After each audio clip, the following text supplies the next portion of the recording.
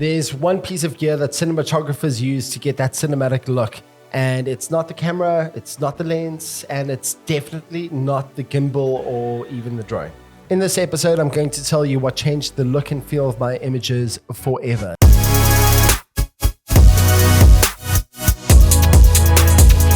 I used this piece of gear on a music video I shot recently in Cape Town, and if you look at the behind the scenes footage, can you guess what that piece of gear is?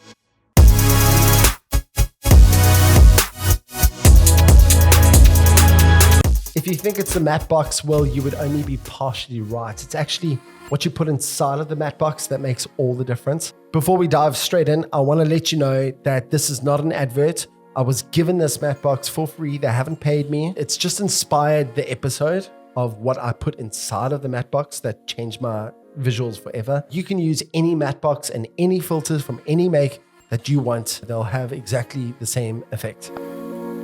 I want to get the obvious things out of the way as to why matte box plays such a pivotal role in achieving that sort of cinematic look that we are all after. And those obvious things are that a matte box protects your lens. Its rectangular shape and top flag, which can be positioned, essentially gets rid of unwanted flare and glare from your light sources. But its significance goes way beyond just that. And don't get me wrong, these things are super important. All I'm saying is that there are other features that play an even bigger role, in my opinion, as to why a matte box is so important to have on your lens. Because honestly, you can get away from unwanted glare and flare by just positioning your camera in a different way. And you can protect your lens by not banging it into things. Now, these other features, which I consider to be super important for achieving that filmic look, is the fact that you can put filters inside of your matte box. There are two filters that I use on all of my shoots. The first filter that you absolutely have to have, and if you don't already have one, best you get one, it's an ND filter. I am never without an ND filter in front of my camera's lens. This filter allows us filmmakers to choose a desired depth of field and adjust exposure by adding darker pieces of glass or ND filters in front of the lens to adjust exposure, as opposed to not having ND filters and either ramping your shutter speed or losing that shallow depth of field by ramping your aperture to get a decent scene exposure. Now you see, traditional ND filters come in fixed strengths, and what this means for you as a filmmaker is that you have to carry multiple filters around with you to adjust your scene exposure, depending on what the lighting conditions are. This isn't always super convenient, especially as a run and gun filmmaker. You don't want to be carrying around a bunch of pieces of glass to adjust your exposure, right? But there is an alternative.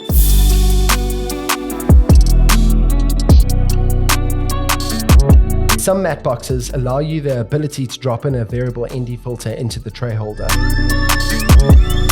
One specific matte box that allows you to drop in a variable ND filter into the tray holder is the Nissi C5 Cinema matte box. Having the ability to just adjust the exposure of a scene quickly and easily just by scrolling on the variable dial is a huge win for me. When you're on a high pressure shoot and you're running out of time, the last thing that you want to be doing is swapping out fixed ND filters. It's crazy how many times in the past I've put my greasy fingers all over the filter because you have to constantly change your ND filters. Shooting on the beach with this big Ronin, obviously it's super sandy, and one thing that made our lives so much easier is this matte box that Nissi sent me to try out. It's got a variable ND filter on it, makes your life so much easier.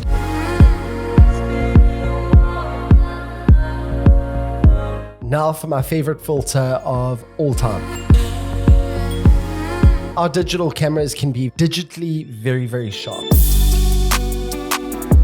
And when your image is so sharp, it can almost take away from that filmicness of your footage. So what we do as filmmakers to get away from that digitally often too sharp image is put in a Pro Mist filter into our matte box or just screwed onto the front of the lens. What these ingenious tools are designed to do is give your footage a subtle glow and soften up the entire image.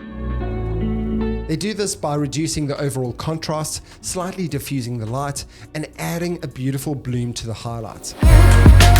This really enhances the overall cinematic look and feel of your video footage. I remember using a ProMIS filter for the first time. At that time, I didn't even use a filter into a matte box. I used a screw-on filter from Tiffin, and I used a quarter strength, which is like as far as you would go typically, because it is quite a strong effect, a quarter. Nowadays, I use an 1/8 strength. But I remember putting on that quarter strength and I screwed it onto the front of my lens and it instantly changed the look and feel of my image. When talking about the strength of ProMIS filters, this is one really important part that you got to pay attention to is, you know, there's different strengths of this filter. You get an 1/8 strength, which is perfectly fine. It's not overly obvious. It's very subtle. A lot of filmmakers prefer that, and I do as well. A quarter starts getting quite a bit stronger, and then you can really notice the glow to your highlights. And a half strength and a full strength, I mean, then you're really going for a dreamy look. So just take note of that and make sure you choose the right strength based on what type of image you're after. So if you don't have filters yet, whether it be ND filters or ProMIS filters, go ahead and invest in some. It will change the game for you, I promise. You know, some people just slap a matte box on in front of their lens just to look cool and look more important to their clients. And they don't even put filters inside of the matte box, which blows my mind. Don't be that guy. Don't just put a matte box in front of your lens just to look good. If you guys want to get in touch with me, I'm going to leave all of my details in the description of this video. I'd love to hear from you all, whether it be on Instagram or in the comment section below. Be sure to like and subscribe. Till next time, cheers.